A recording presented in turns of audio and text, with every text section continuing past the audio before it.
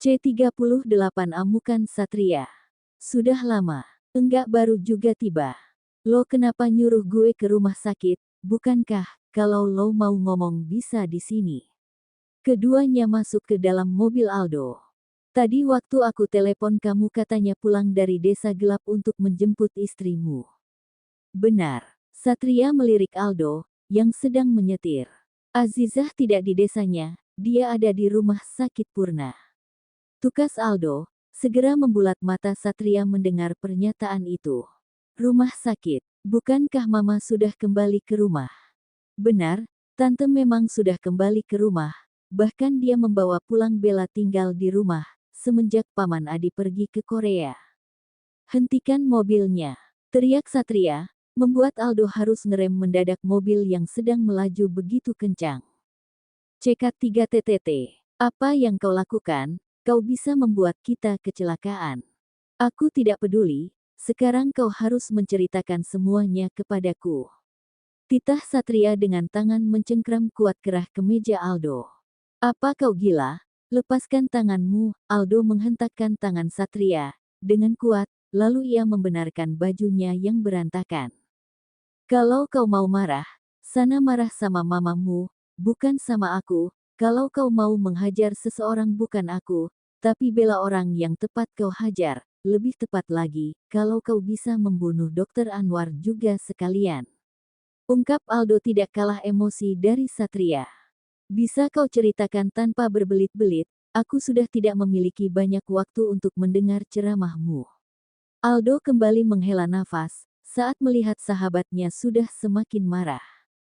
Orang yang mendonorkan ginjal untuk Tante Astuti, Azizah bukan Bella.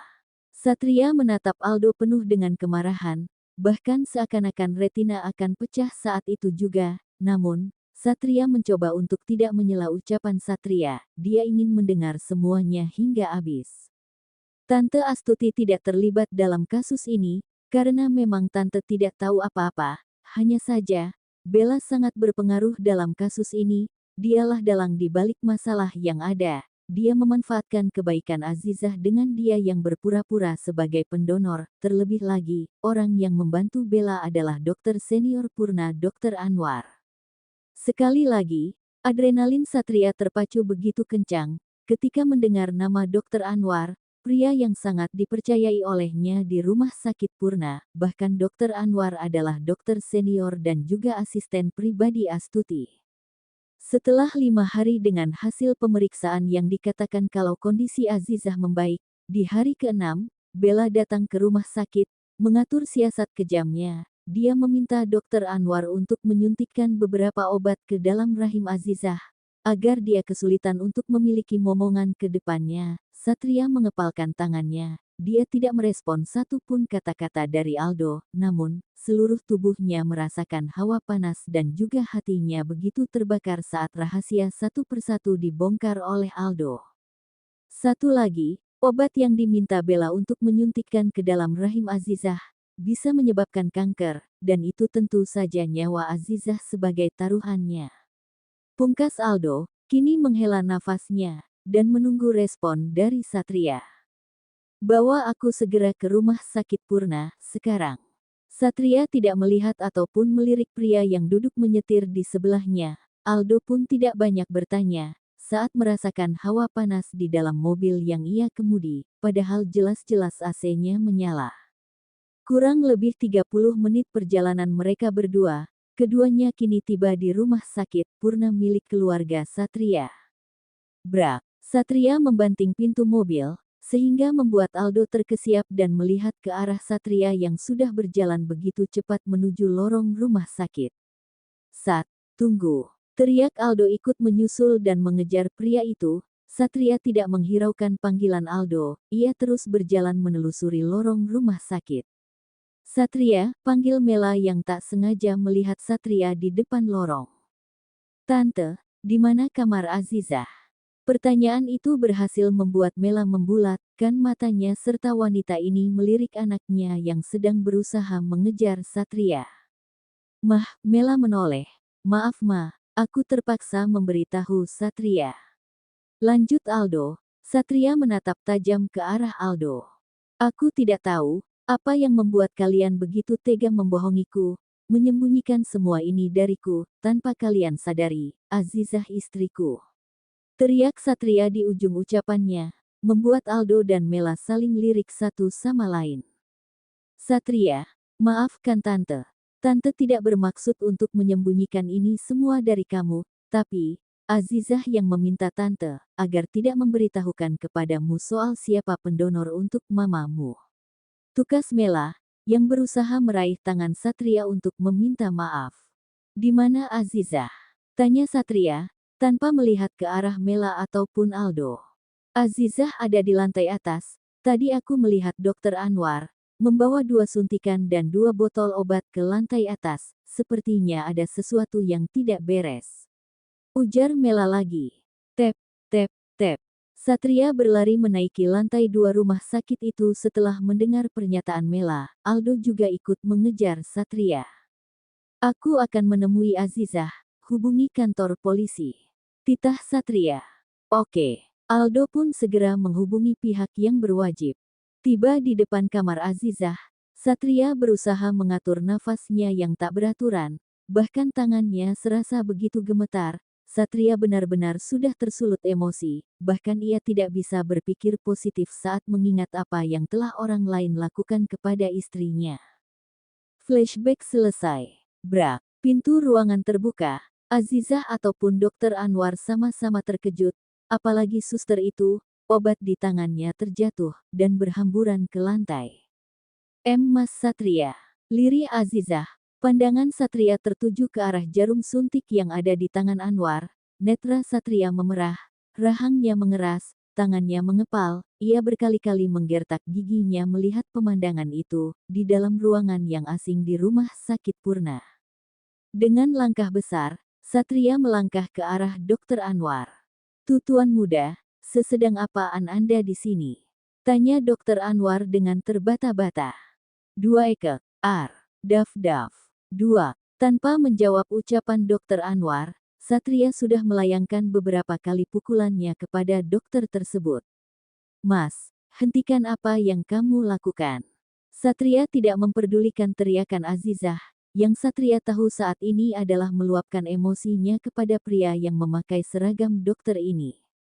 Mas, hentikan apa yang kamu lakukan.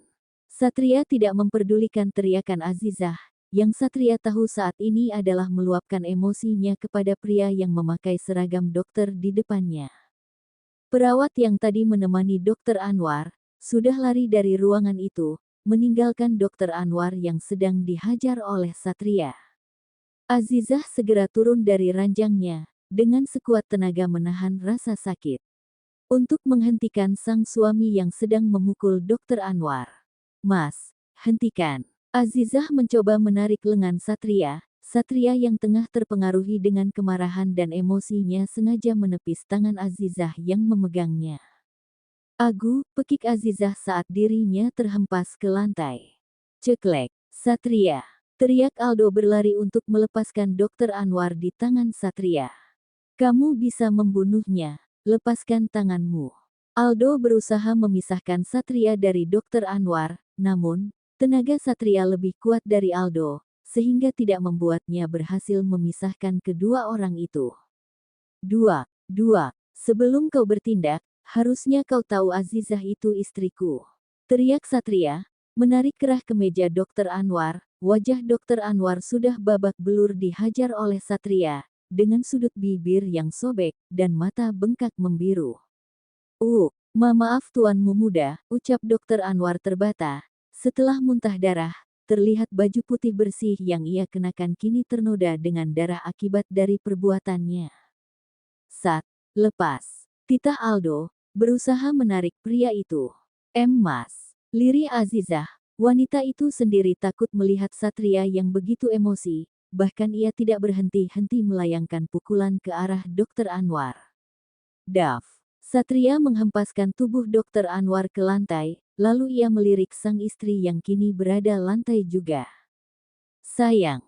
Satria segera menghampiri Aziza, lalu memeluk wanita itu dengan erat, bahkan Satria tak henti-hentinya, mencium kening dan kedua pipi Aziza. Kenapa harus begini? Kenapa menyembunyikan ini semua dariku? Tanya Satria, yang memegang kedua pipi Azizah. Air mata Azizah jatuh berlinang di depan Satria. Secepat kilat Satria langsung menyeka air mata itu. Jangan menangis.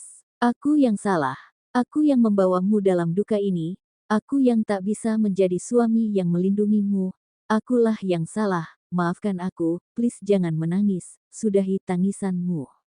Satria kembali memeluk sang istri. Setelah Satria mulai tenang, lalu ia melirik ke arah Aldo dan Dr. Anwar. Satria membantu Azizah untuk bangkit dari lantai, dan kini keduanya berdiri tak jauh dari Aldo dan Dr. Anwar. Bawa dia ke kantor polisi, aku akan menuntutnya, buat dia tidak bisa bebas dengan jaminan, buat hidupnya lebih buruk dari yang ia buat kepada Azizah. Ujar Satria, melihat Dr. Anwar dengan tajam. Aldo segera menyeret Dr. Anwar dari ruangan itu, Mela pun datang untuk melihat Azizah dan Satria. Ceklek, Satria, baringkan Azizah, tante akan memeriksanya, dan tante membantu obat suntikan untuk menetralkan rasa sakit yang diderita Azizah. Satria langsung membantu Azizah untuk berbaring, setelah itu Mela langsung memeriksa Azizah.